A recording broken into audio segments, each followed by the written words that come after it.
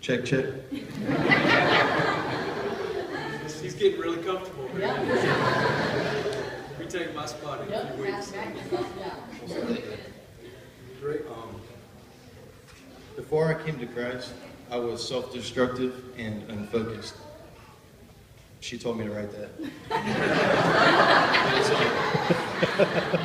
But it's true, and when she told me that, I was able to write the rest of it easily. I have always cared for others more than myself.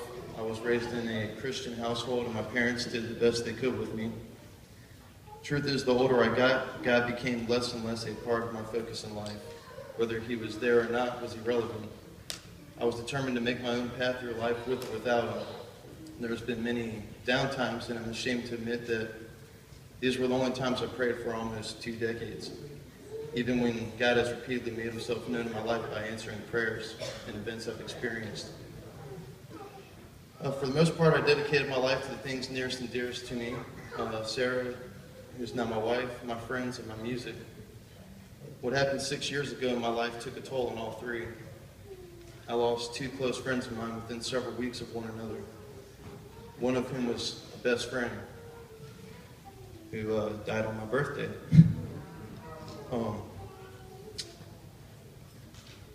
Death became a reality to me. I alienated my family. I was angry to even be alive, especially when I started to see how others chose to cope with the deaths of our friends. Things I thought were dishonorable, so I alienated them. I became a hermit and stayed home when I was off work and chose to stay only around the friends that were also angry about their deaths. I immersed myself into music and sought out to get the meanest and fastest sounds known to man. And over the next 3 years, Sarah was away at Blacksburg for school, and I was alone in this mentality. I thought I was alone. As I roamed around the dark cloud of stubborn self-righteousness for the first year, a couple events took place that I was unable to ignore and feel led to share with you today. The first event took place when I was on my way home from dropping a friend off at his house.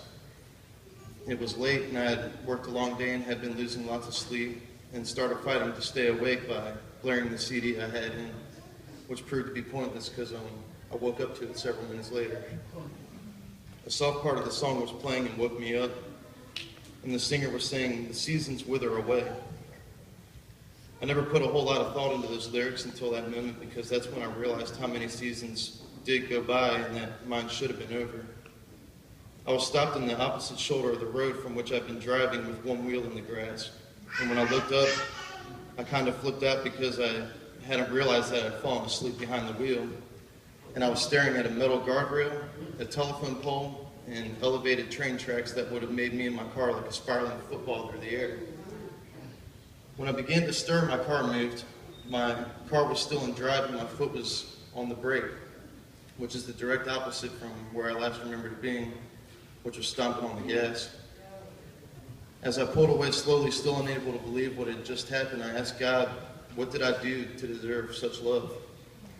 Part of me was wishing it would have happened. The other part of me stayed wondering why it hadn't. I buried that emotion, however, and kept on trucking the way I had been going. In the next 2 years, I became worse. Now I had the knowledge of God's presence, but I was in denial about it. I hid this because I was a much desired drummer for the thrash and death metal worlds. People wanted fast, and I could only go faster. Ask the worship team.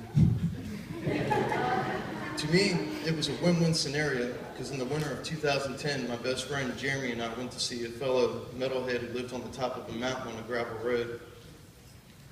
It was after a blizzard, and the roads were all clear except the gravel road he lived on. Knowing I had to work the next day, I was anxious to get out there before the temperature dropped in the evening, which happens a little sooner in the mountains. Bottom line, we were stuck, and my ambition to get off the mountain was blinding my common sense from seeing we could very well die with that stunt I was about to pull, which was gassing down the frozen hill and up over the other side. There were no guardrails on this road, and I felt uneasy about this, but unwilling to back away from it, so I switched seats with Jeremy because I felt a whole lot better about him driving instead of me, even if it was to our doom. I've known Jeremy all my life, which had to be why I was comfortable in doing something in front of him that I hadn't done in years. something at that time was clearly not metal, which was prayer. I said it aloud, and until this moment I had kept my faith a secret, which was easy, because I thought I only had a little. The next series of events that took place I would have never imagined as a possibility. To be honest, to this day they still seem unclear as to how they could have happened.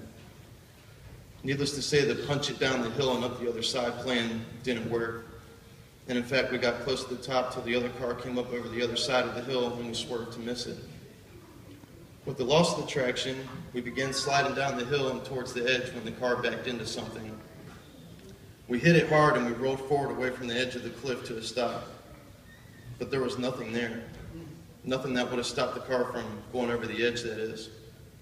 In fact, every last detail I can remember over the course of 1 hour after I said my prayer led to us getting off of what I still call Ice Mountain, including a mountain man who happened to have all the knowledge in the world about chaining tires and even a spare set of chains he was willing to let two people whom he had never met in his life borrow.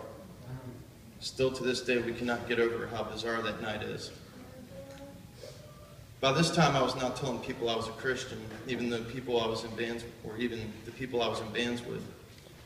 Some thought it was weird, some thought it was cool. I wasn't willing to sell out my beliefs, and I gained their respect.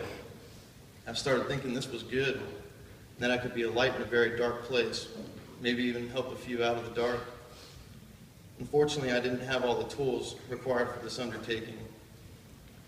I realized this after April 2013, a few months after the last death metal band I was in disbanded, and I wanted to find a new band and not to mention a few new friends for a new start.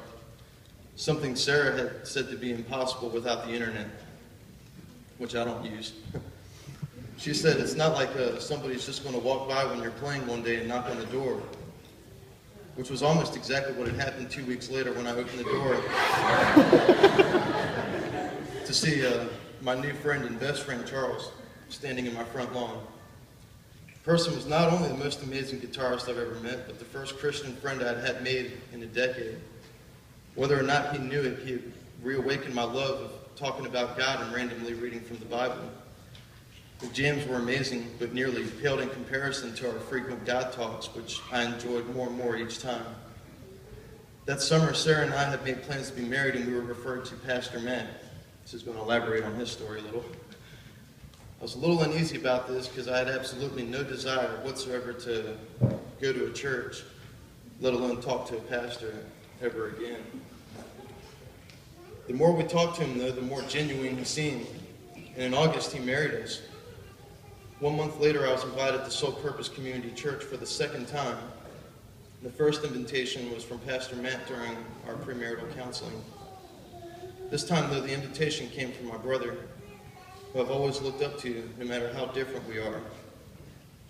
I turned down the invite because it was during my dark time in the fall due to the anniversaries of my friends whom have passed, which means my birthday.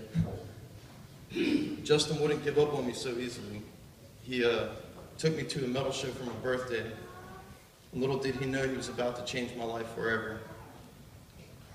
I knew Justin had begun the process of studying to become a pastor. What I didn't know was how he was about to show me up not only how much he knew, but also how much better he was than me at being the very thing I had aspired to be 4 years before, which was the light in the very dark place. Without going into any detail, I just want to say that this night is talked about often in my house and referred to as Justin was Jesus at a metal show. He was.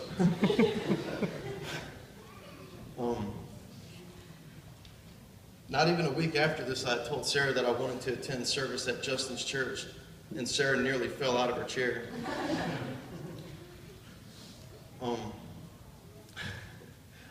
have been missing something about being a Christian, and the most important thing there is, Jesus the Christ, the one and only true Messiah. We started attending regularly after our first visit, and the first time I came here without Sarah, I knew something weird was going on. That weird is a spiritual fulfillment, and it never ceases to amaze me. And I've made a promise to Pastor Matt and to myself that it never will.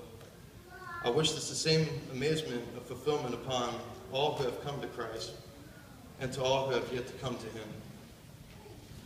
Since I have invited Christ into my life, I have been more relaxed.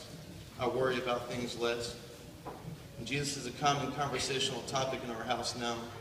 And my wife and I read the Bible together every night. New Testament. Just saying. I've become more focused on the things that matter and pay more attention to the important things in life. And having Jesus has changed my attitude about so many things and brought a peace to my life. I pray that these changes continue and my relationship with Christ to continue to grow. Amen. Amen.